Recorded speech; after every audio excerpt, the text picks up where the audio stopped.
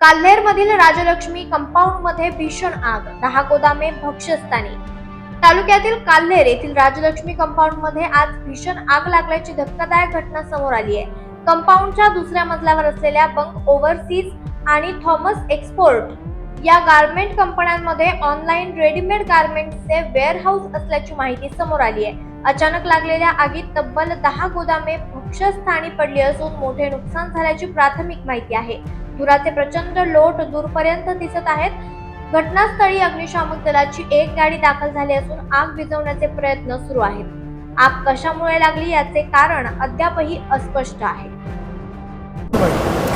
Sir, असं आम्हाला perfect 8 वाजता आमच्या फायर कडून कॉल आलेला आहे की काल्हेर इथे गोडाऊनला आग लागलेली आहे। आमची गाडी 8 वाजता स्टेशनमधून लगेच रवाना झाली। येताना थोडा रस्त्यावर थोडं ट्रॅफिक असल्यामुळे थोडा अडथळा निर्माण झाला होता। सदर इथे आल्यानंतर आम्ही पूर्ण चौकशी केली, वरती जाऊन चौकशी केली, वरती कोणी आढळलेलं नाही आहे। सहज त्या लोकांनी सर्व गोडाऊन खाली केलेलं होतं। त्या ठिकाणी 3 ते 4 कंपनीचा गारमेंटचा कुठला तरी माल आहे असा, तर ते माल सेकंड फ्लोअरला आग लागलेली आहे। सदरचं आग विजेचं काम चालू आहे। भिवंडी महापालिकेच्या 2 गाड्या आहेत आमच्या।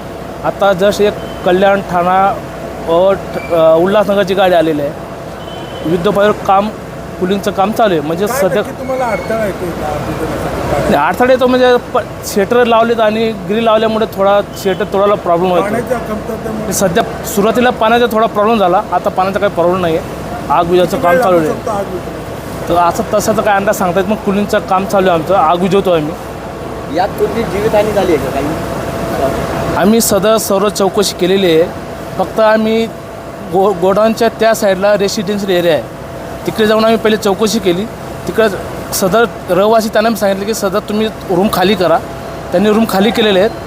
त्यांना सर्व चौकशी आम्ही सांगितलेली आहे की रूम खाली करा। त्या साईडची भिंत थोडी क्रॅक झाली, म्हणजे पडण्याम स्थितीमध्ये आहे थोडीशी। तर आम्ही त्या ठिकाणी 1-2 लोकांना ठेवलेलं आहे की बा इकडे कोणी येऊ नका। लोकनायक न्यूज।